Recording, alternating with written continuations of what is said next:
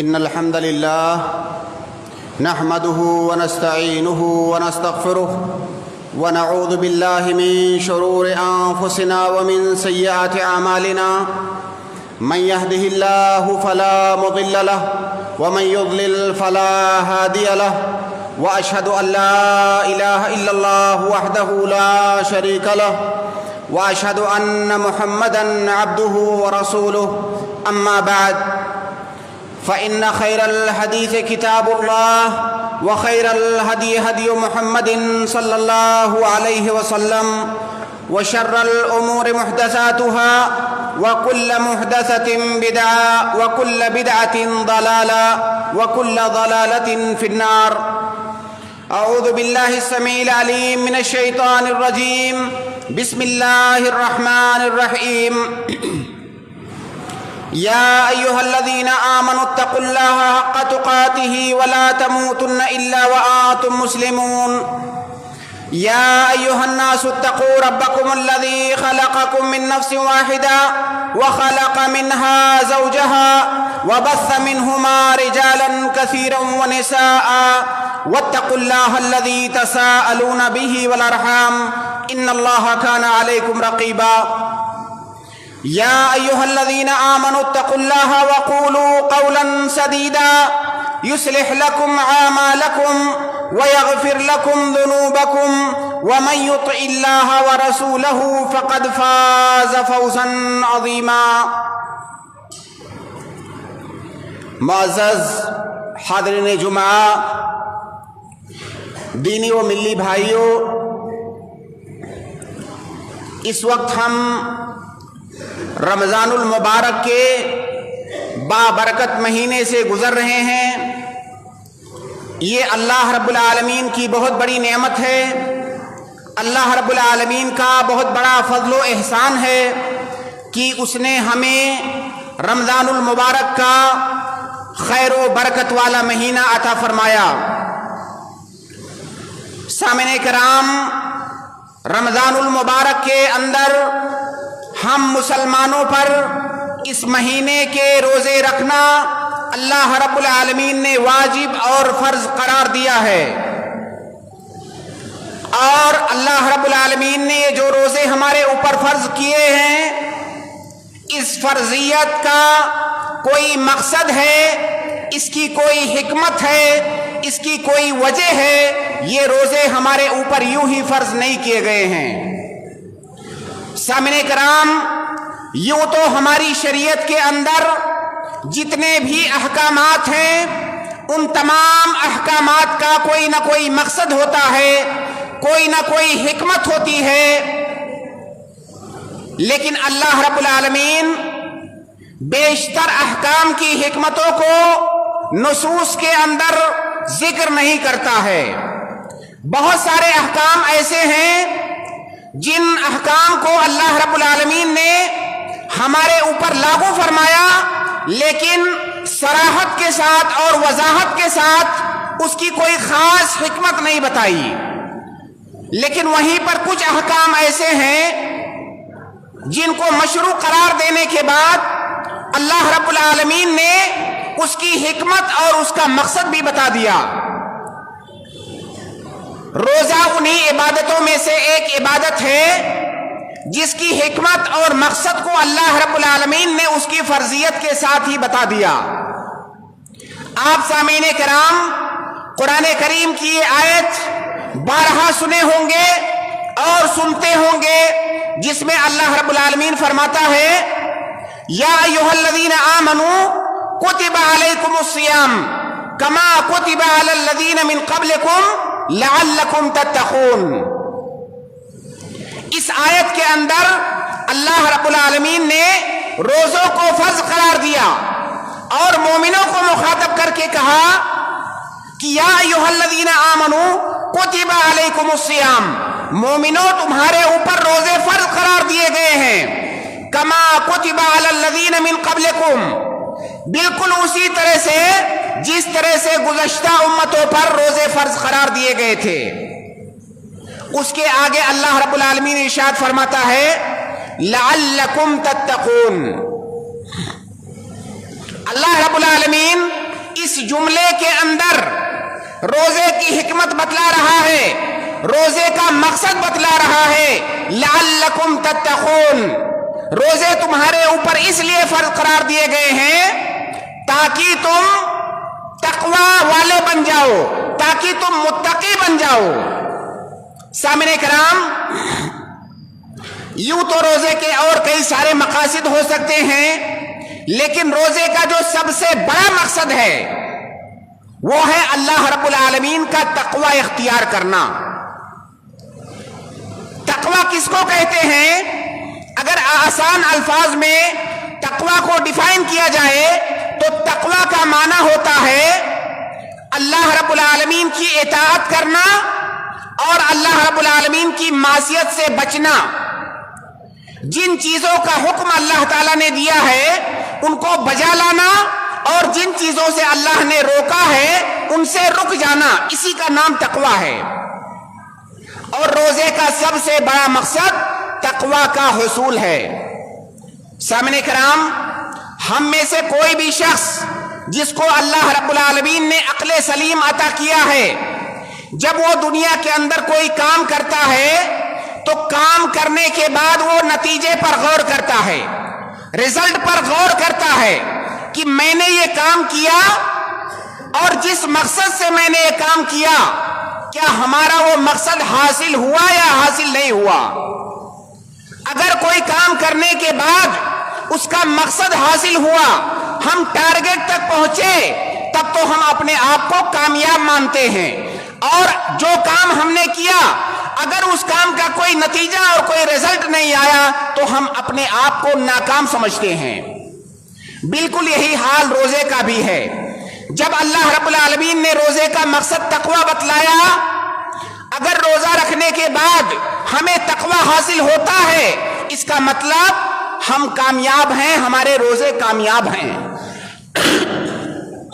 اور اگر ایک مہینہ تک روزہ رکھنے کے بعد ہمارے اندر تقوی پیدا نہیں ہوتا ہے، ہمارے اندر تقوی کا جذبہ پیدا نہیں ہوتا ہے، اس کا مطلب یہ ہوا کہ روزے کا جو مقصد تھا وہ کما حقہ حاصل نہیں ہوا۔ اس لیے ہمارے لیے جاننا بہت ضروری ہے کہ رمضان کے اندر روزہ رکھنے کے بعد ہمارے اندر تقوی کیسے پیدا ہوگا، کیا ہمارے اندر تقوی پیدا ہو رہا ہے کہ نہیں، کیا ہمارے اندر تقوی پیدا ہو گیا کہ نہیں، اس کی کیا علامت ہے، اس کا کیا انڈیکیشن ہے، اس کے کیا مظاہر ہیں، یہ جاننا ہمارے لیے بہت ضروری ہے کہ کیا ہمارے اندر تقوی پیدا ہوا یا تقوی پیدا نہیں ہوا، کیونکہ اسی کی بنیاد پر ہم اپنی روزے کی عبادت کو جج کریں گے کہ کیا روزے سے کا جو مقصد تھا وہ مقصد ہمیں حاصل ہوا یا حاصل نہیں ہوا۔ سامعین کرام، رمضان کے اندر روزہ رکھنے کے بعد تقوی پیدا ہونے کی کئی ساری علامتیں ہیں، اس کے کئی سارے انڈیکیشنز ہیں، ان میں سے چند کا ذکر میں یہاں کروں گا جس کی بنیاد پر ہم اپنے آپ کو اور اپنے روزوں کو جج کر سکتے ہیں کہ کیا ہمارے اندر تقوی پیدا ہو رہا ہے یا نہیں ہو رہا ہے۔ تقوی پیدا ہونے کی پہلی علامت، اس کا پہلا مظہر اور اس کا پہلا انڈیکیشن یہ ہے کہ جب ایک انسان روزہ رکھتا ہے تو اپنے اندر، اس کے اندر استسلام کا اور سرنڈر کا جذبہ پیدا ہوتا ہے۔ وہ کیسے؟ اللہ رب العالمین نے سال کے 11 مہینوں میں ہمارے لیے مختلف طرح کی کھانے پینے کی چیزوں کو حلال قرار دیا ہے۔ اللہ رب العالمین نے اس دنیا کے اندر جو بھی نعمتیں ہمیں دی ہیں ان تمام نعمتوں سے فائدہ اٹھانے کی اجازت ہمیں دی گئی ہے۔ جب رمضان کا مہینہ آتا ہے تو اللہ رب العالمین ہم سے کہتا ہے کہ وہ چیزیں جو پورے سال تم جن کو استعمال کرتے تھے، جن سے فائدہ اٹھاتے تھے، جو چیزیں تمہارے لیے جائز اور حلال تھی، اب ان جائز اور حلال چیزوں سے بھی رک جاؤ۔ وہ چیزیں جو پورے سال ہم کرتے تھے، اللہ رب العالمین کے ایک اشارے پر بلا چوں چرا بغیر کوئی سوال کیے ہم ان چیزوں سے اپنے آپ کو روک لیتے ہیں، اور اسی کا نام سرنڈر ہے۔ آپ تصور کیجئے، کھانا کھانا، پانی پینا، بیویاں، یہ تمام چیزیں رمضان سے پہلے جائز تھی، یہ کوئی غلط کام نہیں ہے۔ اللہ تعالیٰ نے کہا کہ ان صحیح کاموں سے بھی رک جاؤ، ہم فوراً رک گئے، ہم نے کوئی سوال نہیں کیا۔ اسی کو کہتے ہیں سرنڈر اور استسلام۔ اللہ رب العالمین کے احکام کو بغیر کوئی سوال کیے اللہ تعالیٰ نے کیا مطالبہ کیا ہے یہ میٹر نہیں کرتا ہے، میٹر صرف یہ کرتا ہے کہ اللہ تعالیٰ کا مطالبہ آیا اور ہم نے سرنڈر کر دیا۔ یہ جذبہ روزہ رکھنے سے یہ جذبہ پیدا ہوتا ہے، اور یہ جذبہ ایک مسلمان کے اندر صرف رمضان کے مہینے میں نہیں ہوتا ہے بلکہ پورے سال اور پوری زندگی کے اندر ہوتا ہے۔ رمضان میں اس کی پریکٹس ہوتی ہے۔ سامعین کرام، اگر اللہ کے نبی صلی اللہ علیہ وسلم کی زندگی کو، صحابہ کرام کی زندگیوں کو دیکھیں گے، ان کے اندر یہ جذبہ کوٹ کوٹ کر بھرا ہوا تھا۔ اگر ایک مسلمان کے اندر اسلامی احکامات، اسلامی تعلیمات کے سامنے سر خم تسلیم کر دینے کا اور سرنڈر کر دینے کا جذبہ نہیں ہے تو اس کے ایمان پر سوالیہ نشان ہے۔ اللہ کے نبی صلی اللہ علیہ وسلم ایک بار نماز پڑھا رہے تھے، واقعہ مشہور ہے، شاید آپ نے سنا ہو۔ اللہ کے نبی صلی اللہ علیہ وسلم دوران نماز اچانک اپنے جوتے اتار دیتے ہیں، جوتے پہن کر نماز پڑھا رہے تھے۔ صحابہ کرام نے دیکھا کہ اللہ کے نبی صلی اللہ علیہ وسلم نے جوتے اتار دیے ہیں، نماز کے اندر پوچھ تو سکتے نہیں ہیں آپ نے جوتے کیوں اتار دیے؟ انہوں نے فوراً اپنے جوتے اتار دیے۔ جب اللہ کے نبی صلی اللہ علیہ وسلم نے نماز ختم کی تو آپ نے صحابہ سے پوچھا کہ تم لوگوں نے جوتے کیوں اتار دیے؟ صحابہ کرام نے عرض کیا، اللہ کے نبی، ہم نے دیکھا آپ نے اتار دیا، ہم نے بھی اتار دیا۔ سوال کرنے کی ضرورت کیا ہے؟ ہمارے نبی نے اتار دیا، ہم نے بھی اتار دیا۔ یہ ہے سرنڈر کا جذبہ۔ پوچھنے کی ضرورت نہیں، پوچھنے کا موقع نہیں، سوال کرنے کی گنجائش نہیں، نبی نے کیا، ہم نے بھی کر دیا۔ اللہ کے نبی صلی اللہ علیہ وسلم نے فرمایا کہ جبریل نے مجھے آ کے بتایا کہ آپ کے جوتے میں نیچے گندگی لگی ہوئی ہے، اس لیے میں نے جوتے اتار دیے تھے۔ یعنی تم لوگوں کو اتارنے کی ضرورت نہیں تھی، لیکن صحابہ کرام کو یہ جاننے کی ضرورت نہیں تھی کیونکہ ان کے اندر استسلام اور سرنڈر کا جذبہ تھا۔ اللہ کے نبی صلی اللہ علیہ وسلم نے غزوہ خندق کے بعد بنو قریظہ کا قبیل، یہودیوں کا قبیلہ جنہوں نے غداری کی تھی مسلمانوں کے ساتھ اور کفار کے ساتھ مل گئے تھے اور عہد شکنی کی تھی، جب غزوہ خندق کا معرکہ ختم ہوا، اللہ کے نبی صلی اللہ علیہ وسلم نے صحابہ کرام کو حکم دیا کہ اب بنو قریظہ کا حساب کتاب کرنے کا ٹائم آ گیا ہے۔ یہاں میدان معرکہ سے کوئی اپنے گھر نہیں جائے گا، ہم یہاں سے سیدھا بنو قریظہ کے قبیلے میں جائیں گے اور ان کا حساب کتاب کریں گے۔ اور اللہ کے نبی صلی اللہ علیہ وسلم نے کہا، لا یصلین احدکم الا فی العصر الا فی بنی قریظہ، کہ عصر کی نماز تم میں سے کوئی بنو قریظہ میں پہنچنے سے پہلے نہیں پڑھے گا۔ نبی صلی اللہ علیہ وسلم کا مقصد یہ نہیں تھا کہ راستے میں اگر عصر کا ٹائم ہو گیا تو عصر کی نماز نہ پڑھنا، مقصد یہ تھا کہ وہاں پر جلدی سے پہنچنا ہے۔ لیکن بہت سارے صحابہ کرام نے عصر کا وقت ہونے کے باوجود راستے میں عصر کی نماز نہیں پڑھی، جب بنو قریظہ کے اندر پہنچ گئے تب انہوں نے عصر کی نماز پڑھی۔ اس کو کہتے ہیں اللہ اور اس کے رسول کے احکام کے آگے سرنڈر کرنا۔ تو رمضان کے روزے ہمیں اللہ تعالیٰ کے احکام کے آگے سرنڈر کرنا سکھاتے ہیں۔ اگر یہ جذبہ ہمارے اندر پیدا ہوتا ہے، اس کا مطلب روزے کا مقصد حاصل ہو رہا ہے اور تقوی حاصل ہو رہا ہے۔ اور اگر یہ مقصد ہمارے اندر نہیں پیدا ہو رہا ہے، اس کا مطلب روزے کا کوئی خاص فائدہ ہمیں نہیں ہو رہا ہے۔ بہت سارے لوگوں کو ہم دیکھیں گے موجودہ زمانے میں، بہت سارے فلسفی مزاج کے لوگ، کوئی بھی اسلام کا حکم آپ ان کے سامنے بیان کرو، وہ پوچھیں گے کیوں، کیسے، اللہ تعالیٰ نے ایسا کیوں کہا، ایسا کیوں کیا، یہ ایسا کیوں ہے، ویسا کیوں ہے۔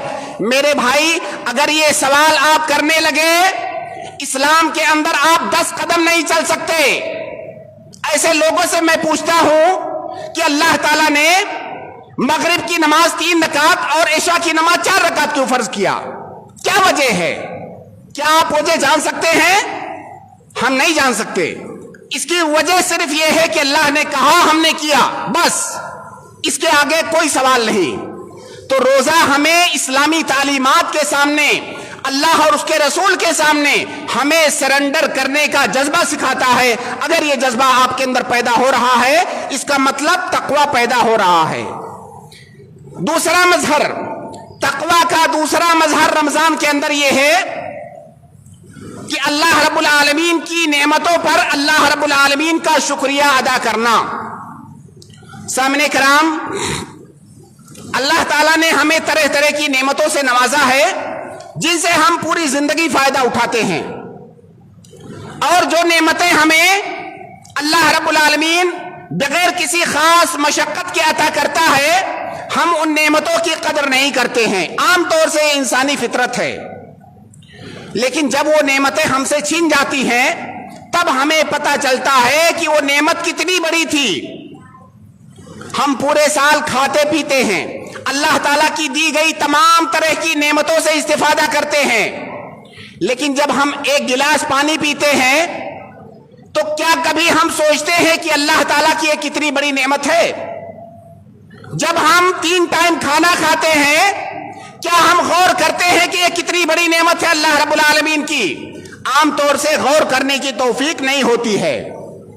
रमजान के महीने में जब सुबह से शाम तक हम भूखे और प्यासे रहते हैं, खास तौर से अगर लंबा दिन है, गर्मी का मौसम है और सख्त मेहनत कर रहे हैं, उस सख्त मेहनत की हालत में जब हमें प्यास लगती है, तब हमें अंदाजा होता है कि एक गिलास पानी ये कितनी बड़ी नेमत है अल्लाह रब्बुल आलमीन की, जो हमें मुफ्त में मिलती है पूरे साल। उस वक्त हमें अल्लाह रब्बुल आलमीन की नेमत का एहसास होता है। और जब इस नेमत का एहसास होगा तो इस बात का बहुत ज्यादा इम्कान है कि हमारे अंदर शुक्र का जज्बा पैदा हो। तो रमजान के रोजे हमें अल्लाह रब्बुल आलमीन के लिए शुक्र का जज्बा हमारे अंदर पैदा करते हैं। और अगर किसी इंसान के अंदर अल्लाह ताला के लिए शुक्र का जज्बा पैदा हो जाए तो अल्लाह का शुक्र अदा करना यह बहुत बड़ी इबादत है और यह तकवा की अलामत है। रमजान के रोजों में तकवा का एक बड़ा मजहर यह है कि हमारे अंदर सब्र का जज्बा पैदा होता है। रमजान के रोजे हमें सब्र सिखाते हैं। सब्र की 3 किस्में होती हैं। सब्र की पहली किस्म है अस्सब्रु अला ताआत, सब्र की दूसरी किस्म है अस्सब्रु अनिल मासी, सब्र की तीसरी किस्म है अस्सब्रु अलल अक़दार। अस्सब्रु अला ताआत का मतलब यह है कि अल्लाह ताला की इबादत पर डटे रहना और मुसलसल अल्लाह ताला की इबादत करते रहना। क्या मुसलसल इबादत करना यह कोई मामूली बात है? यह सब्र चाहता है। तो अल्लाह ताला की मुसलसल इबादत करते रहना और इबादत पर डटे रहना, इस्तिकामत इख्तियार करना, यह सब्र है। सब्र की पहली किस्म है। और रमजान के अंदर हम मुख्तलिफ तरह की इबादतें करते हैं। मुख्तलिफ तरह की इबादतें आप सब जानते हैं। हम अल्लाह के लिए भूखे रहते हैं, हम अल्लाह के लिए नमाजें पढ़ते हैं, हम अल्लाह के लिए कुरान पढ़ते हैं और मुख्तलिफ तरह की इबादतें करते हैं। इसका मतलब सब्र की पहली किस्म इसके अंदर पाई गई। सब्र की दूसरी किस्म है अस्सब्रु अनिल मासी, अपने आप को गुनाहों से रोकना। अल्लाह ताला ने हुक्म दिया कि भूखे प्यासे रहो, अगर हम भूखे प्यासे नहीं रहते हैं इसका मतलब हम गुनाह कर रहे हैं। तो रमजान के अंदर हम गुनाहों से अपने आप को बचा के रखते हैं। यह है अस्सब्रु अनिल मासी। सब्र की तीसरी किस्म है अस्सब्रु अलल अक़दार। अस्सब्रु अलल अक़दार का मतलब है कि इस जिंदगी के अंदर हमें जो परेशानियां, जो मुसीबतें और जो मशक्कतें लाहिक होती हैं, उन पर सब्र करना। एक रोजादार जब सुबह से शाम तक भूखा रहता है तो बहुत सारी चीजों से अपने आप को रोक के रखता है। भूखा रहना, प्यासा रहना, यह कोई छोटी मशक्कत नहीं है। खास तौर से उन लोगों से पूछिए जो इस लंबे दिन में कहीं धूप में काम कर रहे होते हैं, उनसे पूछिए कि प्यासा रहना क्या होता है, कितनी मशक्कत का बाइस है, और इस मशक्कत पर, इस मुसीबत पर वो सब्र करते हैं। इसका मतलब इसके अंदर सब्र की तीसरी किस्म भी पाई जाती है। तो रोजा हमें सब्र का जज्बा सिखलाता है। अगर रोजे से हमारे अंदर सब्र का जज्बा पैदा हो रहा है, ये इंडिकेशन है इस बात का कि रमजान का मकसद हासिल हो रहा है, तकवा हासिल हो रहा है। और अगर हम रोजा रखते हैं, रमजान का महीना खत्म होने के बाद सब्र का मादा हमारे अंदर खत्म हो चुका है, इसका मतलब रमजान का कोई खास फायदा नहीं हुआ। तो रमजान का एक मकसद, रमजान के अंदर तकवा पैदा होने की एक अलामत हमारे अंदर सब्र का जज्बा पैदा होना है। चौथा मजहर, रमजान के रोजे हमारे अंदर इखलास पैदा करते हैं। सामने कराम, ये बात आप जान लें कि तमाम इबादतों के अंदर इखलास जरूरी है, तभी हमारी इबादतें कबूल होंगी। लेकिन साथ में ये बात भी जान लें कि जितनी भी इबादतें हम करते हैं, उन इबादतों में इखलास पाए जाने का इम्कान सबसे ज्यादा रोजे की इबादत के अंदर है। इखलास का मतलब होता है सिर्फ अल्लाह के लिए करना, किसी इंसान के लिए नहीं, किसी दुनियावी मकसद के लिए नहीं, सिर्फ अल्लाह के डर से करना, इसको इखलास कहते हैं। एक रोजादार जब भूखा और प्यासा रहता है, अगर वो चाहे तो बाहर निकल करके लोगों को दिखाने के लिए भूखा और प्यासा रहे और घर में जाकर के एक गिलास पानी पी ले, कौन देखने जाता है?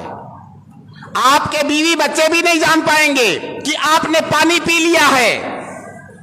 लेकिन अगर इस इम्कान के बावजूद अगर आप भूखे और प्यासे रहते हैं, इसका मतलब क्या है? इसका मतलब यह है कि आप अल्लाह के लिए हैं, जबकि दूसरी इबादतों के अंदर यह चांस कम होता है। आप नमाज पढ़ने आते हैं, पूरी दुनिया आपको देख रही है, लेकिन आप रोजे से हैं, कोई आपको नहीं देख रहा। आप जब चाहे खा सकते हैं, जब चाहे पी सकते हैं, उसके बावजूद भी अगर आप भूखे प्यासे रहते हैं, इसका मतलब अल्लाह की खशियत से, अल्लाह के डर से आप ऐसा कर रहे हैं। इसीलिए अल्लाह के नबी सल्लल्लाहु अलैहि वसल्लम की एक हदीस कुदसी है जिसमें अल्लाह रब्बुल आलमीन फरमाता है, कुल्लु अमल बनी आदम लहू इल्ला सियाम फइन्नहु ली व अना अजज़ी बिही। तमाम आमाले सालिहा जो बनु आदम करते हैं वो उनके लिए हैं, सिवाय रोजे के। फइन्नहु ली, रोजा मेरे लिए है। सारी इबादतें तो हम अल्लाह के लिए ही करते हैं, उसके बाद भी अल्लाह ताला ने रोजे के बारे में ये क्यों कहा कि रोजा मेरे लिए है? अल्लाह ने कहा फइन्नहु ली, रोजा मेरे लिए है। अल्लाह ताला ने ऐसा इसलिए कहा क्योंकि एक रोजेदार मुकम्मल अल्लाह रब्बुल आलमीन के डर से रोजा रखता है और भूखा प्यासा रहता है। अगर वो चाहे तो दुनिया को दिखाने के लिए रोजा रखे, अंदर जाकर के खाना पीना कर ले। इसका मतलब यह है कि रमजान हमें इखलास का जज्बा सिखाता है। हम इस पूरे महीने इखलास की प्रैक्टिस करते हैं। अगर रमजान खत्म होने के बाद किसी के अंदर यह जज्बा बाकी है, इसका मतलब रमजान का मकसद हासिल हुआ है। और अगर रमजान खत्म होने के बाद इखलास का जज्बा खत्म, मतलब रमजान का कोई खास फायदा हमें नहीं हुआ। पांचवा मजहर है अल्लाह रब्बुल आलमीन के बंदों के साथ, अल्लाह रब्बुल आलमीन की मखलूकात के साथ एहसान करना, हुस्न सलूक करना। यह रमजान हमें सिखाता है। वो कैसे? जब रमजान के अंदर हम भूखे रहते हैं, रमजान के अंदर जब हम प्यासे रहते हैं, तो इस समाज के अंदर रहने और बसने वाले बहुत सारे फुकरा और मसाकीन का जो दर्द है, उनकी जो तकलीफ है, उस तकलीफ को हम महसूस कर सकते हैं। हम बिला रोक टोक पूरे दिन जब जो चाहे खाते पीते हैं, लेकिन रमजान में जब हम भूखे रहते हैं तो हमें अपने उन भाइयों की याद आती है जिन्हें अल्लाह रब्बुल आलमीन ने इन नेमतों से महरूम कर रखा है। जब एक इंसान भूखा होता है तभी वो समझ सकता है कि भूख क्या है, भूखा रहने का दर्द क्या है। इसको एक भूखा इंसान ही महसूस कर सकता है। और जब ये एहसास हमारे अंदर पैदा होगा तो हमारे अंदर अल्लाह रब्बुल आलमीन की मखलूकात, खास तौर से जो फुकरा और मसाकीन हैं, उनके साथ हुस्न सलूक करने का जज्बा हमारे अंदर पैदा होगा।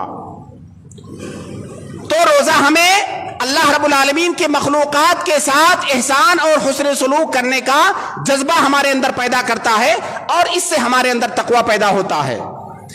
छठा मजहर कि मैंने तकवा की तारीफ में बताया कि तकवा ये अल्लाह रब्बुल आलमीन के मासी से और गुनाहों से बचने का नाम है। आमतौर से रमजान में देखा जाता है कि ये बुरे से बुरा इंसान रमजान के अंदर एहतियात करता है। गरचे मुकम्मल तौर से वो गुनाहों से ना रुके, लेकिन कहीं ना कहीं चाहे थोड़ा ही सही वो अपने आप को गुनाहों से बचाने की कोशिश करता है। और गुनाहों से बचाने की ये कोशिश यही तकवा है। तो रमजान के अंदर अगर हम कंपैरिजन करेंगे, अगर हम तकाबुल करेंगे, तो रमजान के अलावा दीगर महीनों के बनिस्बत रमजान के अंदर मासी और गुनाह कम हो जाते हैं। खत्म ना हो ये और बात है, लेकिन कम हो जाते हैं, और ये कम होना भी तकवा ही है। तो रमजान के अंदर हम मासी से अपने आप को दूर रखते हैं, ये तकवा की अलामत है। सातवां मजहर, अल्लाह के नबी सल्लल्लाहु अलैहि वसल्लम ने एक हदीस के अंदर फरमाया कि जब रमजान का महीना दाखिल होता है तो रमजान के इस महीने में अल्लाह रब्बुल आलमीन जिन्नों को, शैतानों को कैद कर देता है। एक दूसरी हदीस में है कि जो मरदतुश शयातीन है, जो सरकश जिन है, अल्लाह रब्बुल आलमीन उन्हें कैद फरमा देता है।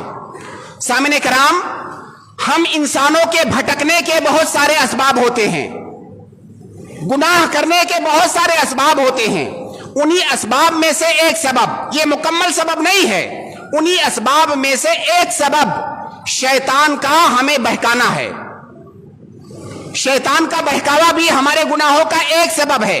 बहुत सारे लोग समझते हैं, बहुत सारे लोग ये सवाल करते हैं कि भाई शैतान जब रमजान में कैद हो गया, उसके बावजूद भी लोग गुनाह क्यों करते हैं? शायद वो ये समझते हैं कि हमारे गुनाह करने का वाहिद सबब है शैतान। नहीं, हमारे गुनाहों का वाहिद सबब शैतान नहीं है, हमारे गुनाहों का सबब हमारा नफ्स भी है। तो हमारा नफ्स तो कैद नहीं होता है ना, शैतान सिर्फ कैद होता है। और दूसरी बात ये कि तमाम शयातीन कैद नहीं होते हैं, जो सरकश शयातीन है वो कैद होते हैं। इसका मतलब ये है कि अल्लाह रब्बुल आलमीन रमजान के अंदर हमारे लिए ये इंतजाम करता है कि हम शैतान के हरबे से महफूज रहें और कम से कम गुनाह करें। गोया कि गुनाहों के करने के का एक बड़ा सबब रमजान के अंदर बंद कर दिया जाता है, और जब ये सबब बंद कर दिया जाता है तो तकवा आने का, तकवा पैदा होने का इम्कान बढ़ जाता है। सामने कराम, एक आखिरी बात कह के मैं अपनी बात खत्म करूंगा। वो बात ये कि अल्लाह रब्बुल आलमीन ने जब रमजान को तकवा इख्तियार करने का, तकवा हासिल करने का महीना बनाया, उसके बावजूद भी बहुत सारे लोग रमजान के महीने में या रमजान का महीना खत्म होने के बाद जैसे उनकी हालत आम दिनों में होती थी, उसी हालत पर वापस लौट जाते हैं। बहुत सारे लोग इस आयत पर यह एतराज करते हैं, जैसे अभी मैंने थोड़ी देर पहले कहा कि बहुत सारे लोगों के पास इतने सवालात होते हैं अल्लाह पर, उसके रसूल पर, अल्लाह के अहकामात पर, कि आप हैरान हो जाएं कि ये कैसा मुसलमान है। बहुत सारे लोग कहते हैं जब रमजान के ये तकवा का महीना है तो रमजान में बुराइयां क्यों होती हैं? जब रमजान हमें तकवा सिखाता है तो रमजान खत्म होने के बाद हम इंसान मासी के अंदर क्यों चले जाते हैं? इसका मतलब ये रमजान तकवा का महीना कैसे हुआ? इसका जवाब ये है, इसका 2-3 जवाब है। पहला जवाब ये है कि अल्लाह रब्बुल आलमीन ने रमजान को तकवा हासिल करने का महीना तो बनाया, अब यह चीज आप पर डिपेंड करती है कि क्या आपने तकवा इख्तियार किया कि नहीं। अल्लाह ताला ने गारंटी नहीं ली है कि रमजान के महीने में तमाम लोगों के अंदर तकवा हो जाएगा। अल्लाह ने तकवा हासिल करने का महीना बनाया, अब ये आपके ऊपर है कि आप अपने अंदर तकवा पैदा करते हैं या नहीं पैदा करते। दूसरी बात यह है कि तकवा का एक ही मेयार और एक ही लेवल नहीं होता है कि सारे लोगों का तकवा एक लेवल का हो। तकवा अलग अलग लेवल का हो सकता है। जो इंसान रमजान का हक जितना मुकम्मल तौर से अदा करेगा उसी कदर उसके अंदर तकवा पैदा होगा। एक इंसान ने ज्यादा हक अदा किया रमजान का, उसके अंदर ज्यादा तकवा पैदा होगा। एक इंसान ने कम हक अदा किया, उसके अंदर कम तकवा पैदा होगा। तो तकवा पैदा होता है, सबके अंदर पैदा होता है, कम और ज्यादा ये अलग बात है। आप बताइए कि एक गुनहगार से गुनहगार इंसान अगर रमजान के अंदर रोजा रखता है, सुबह से शाम तक भूखा और प्यासा रहता है। आम दिनों में बीवियां पीता था, रमजान में बीवी नहीं पी रहा है। आम दिनों में और कई सारे गुनाह करता था, रमजान में रोजे की हालत में नहीं कर रहा है। क्या उसका ये ना करना, क्या ये तकवा है कि नहीं है? ये तकवा है। ये अलग बात है कि तकवा का लेवल अलग अलग हो सकता है, लेकिन रमजान के अंदर रोजा रखना ये बजाते खुद एक तकवा है। तो तकवा पैदा होता है, कितना पैदा हो रहा है ये अलग मसला है। इसी तरह से तकवा का ना पैदा होना यह सिर्फ शैतान पर डिपेंड नहीं करता है, जैसा कि मैंने अभी अर्ज किया। गुनाहों के करने का एक सबब हमारा अपना नफ्स होता है। हमारा नफ्स तो कैद नहीं है, हमारा नफ्स हमारे पास है, और उस नफ्से अम्मारा की बुनियाद पर, नफ्से अम्मारा के बहकावे में आने की बुनियाद पर हम अपने अंदर तकवा नहीं पैदा करते हैं। खुलासे कलाम ये कि रमजान ये तकवा का महीना है। हमें कोशिश करनी चाहिए कि अल्लाह रब्बुल आलमीन ने इस मुबारक महीने को, जिसे हमारे लिए तकवा का महीना बनाया है, इस महीने के अंदर अपने अंदर तकवा पैदा करें और हम अपने नफ्स की इस बात पर प्रैक्टिस करें कि ये जो तकवा रमजान में हमारे अंदर पैदा हो रहा है, ये तकवा हमारी जात का हिस्सा बन जाए। और ऐसा ना हो कि रमजान के महीने में हमने तकवा का इजहार किया और रमजान का महीना खत्म, तकवा खत्म। तो ये कुछ अलामतें, कुछ मज़ाहिर और कुछ इंडिकेशंस का मैंने जिक्र किया तकवा पैदा होने के। हर इंसान को अपने आप पर, अपने नफ्स पर गौर करना चाहिए कि रमजान के इस महीने में हमारे अंदर किस कदर तकवा पैदा हो रहा है, और उसी एतबार से अपने नफ्स का हमें मुहासबा करना चाहिए। अल्लाह रब्बुल आलमीन से दुआ करते हैं कि अल्लाह रब्बुल आलमीन रमजान के इस महीने को हमारे लिए अलग बना। हम जिस तरह से दीगर महीनों को गुजारते हैं, इस महीने को हमारे लिए मुनफरिद बना। इस महीने के अंदर हम ज़्यादा से ज़्यादा तेरी इबादत करें, हम इस महीने के अंदर तेरे मासी से दूर रहें, इस महीने के अंदर हम तेरा तकवा इख्तियार करें। इस महीने को जिसे तूने तकवा का महीना बनाया है, हकीकी मानों में हम एक मुत्तकी, अल्लाह ताला के मुत्तकी बंदे बने, अल्लाह ताला के परहेजगार बंदे बने। और जब यह रमज़ान ख़त्म हो जाए, उसके बाद भी हमारे अंदर तकवा का जो जज्बा पैदा हुआ है, तकवा का वो जज्बा हमारे अंदर बरकरार रहे। व आखिर दावाना अल्हम्दुलिल्लाहि रब्बिल आलमीन।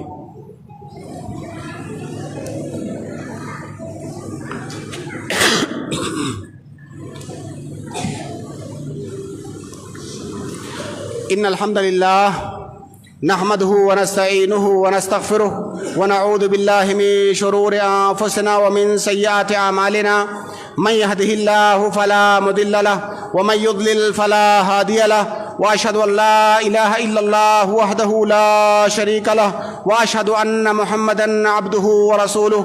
अम्मा बाद, इन्नल्लाह व मलाइकतहु युसल्लूना अलन नबी या अय्युहल्लज़ीना आमनू सल्लू अलैहि व सल्लिमू तस्लीमा। अल्लाहुम्मा सल्लि अला मुहम्मदिन व अला आलि मुहम्मद कमा सल्लैता अला इब्राहीम व अला आलि इब्राहीम इन्नका हमीदुम मजीद। अल्लाहुम्मा बारिक अला मुहम्मदिन व अला आलि मुहम्मद कमा बारकता अला इब्राहीम व अला आलि इब्राहीम इन्नका हमीदुम मजीद। क़ुमू लिस्सलाह।